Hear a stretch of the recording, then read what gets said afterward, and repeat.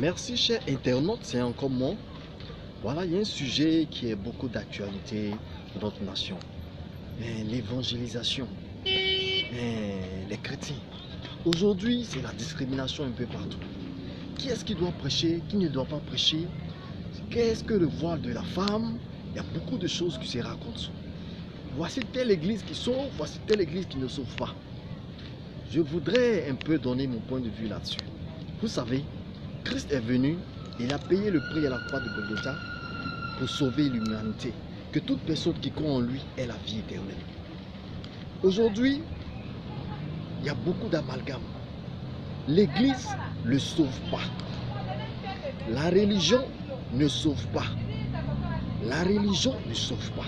C'est Christ qui sauve.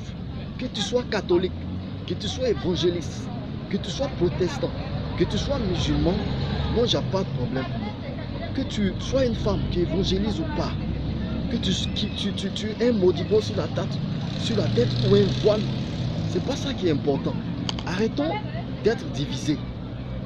Réunissons-nous et allons-y en ordre de bataille pour gagner des âmes. Jésus a dit à l'apôtre Simon-Pierre, fils de Jonas, dans l'île des Jean 21,15. M'aimes-tu que ne m'aime ceci? Simon-Pierre a répondu, mais Seigneur, tu sais toutes choses avant moi. Tu sais que je t'aime. Or, il a dit à Simon-Pierre, paie mes brebis, c'est-à-dire gagne mes âmes. Aujourd'hui, que tu sois évangélique, je bénis Dieu pour ta communauté. Que tu sois catholique, méthodiste, animiste, musulman, je bénis Dieu pour ta communauté. Mais je suis là pour t'annoncer une personne, c'est Jésus-Christ. C'est ce que nous devons prêcher. Et c'est comme ça que nous devons évangéliser.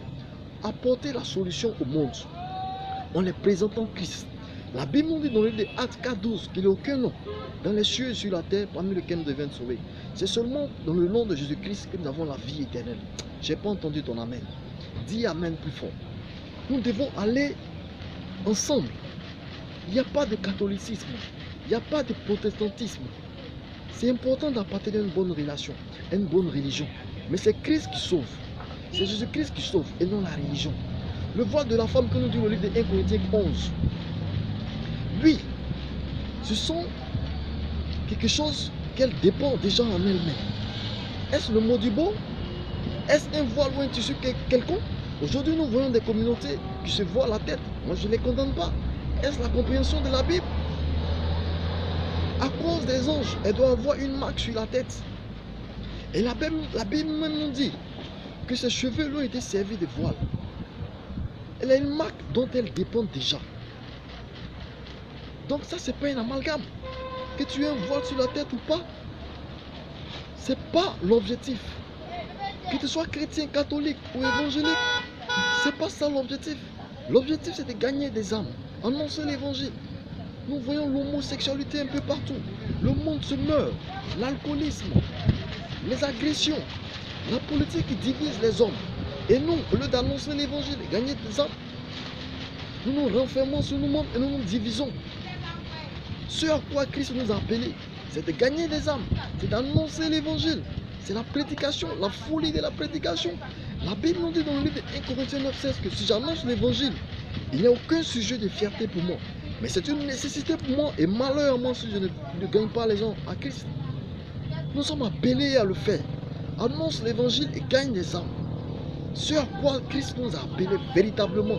L'évangélisation un peu partout dans nos marchés, à l'école, au travail, dans les moyens de transport. Il faut annoncer l'évangile. Tout ce que nous considérons comme un acquis auparavant, aujourd'hui nous considérons comme c'est une perte. La mort aujourd'hui pour moi est un gain en Christ. Je le dis ouais, il faut gagner des âmes. Il faut annoncer l'évangile.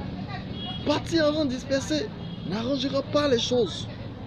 Laissons les religions, les fanatismes, les religieux, mettez cela de côté. Non, c'est l'homme qui doit prêcher. Non, c'est l'homme qui doit prêcher. Il est dit dans le livre de Joël 2:28 que je répondrai mon esprit sur les jeunes filles, les vieillards auront des songes et des visions. D'autres vont prophétiser. Est-ce que prophétiser, c'est évangéliser, c'est enseigner? Non. Peu importe. La Bible, il y a beaucoup de mystères dans la Bible. N'allons pas en disperser. Moi, je ne condamne pas la femme qui prêche l'évangile. Je ne condamne pas la femme qui ne met pas un voile sur la tête. Mais j'approuve cette femme-là qui est dévouée et qui annonce l'évangile de Christ. Arrêtons de juger les autres. Un homme sera jugé selon les fruits.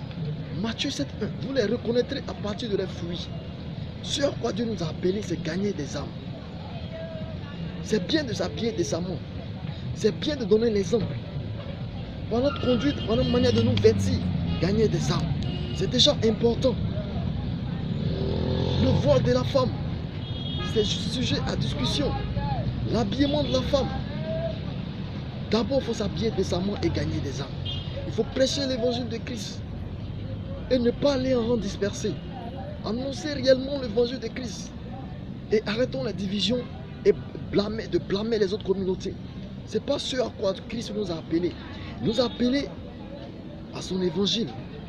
De dire aux gens que Jésus-Christ est mort à la croix de Golgotha.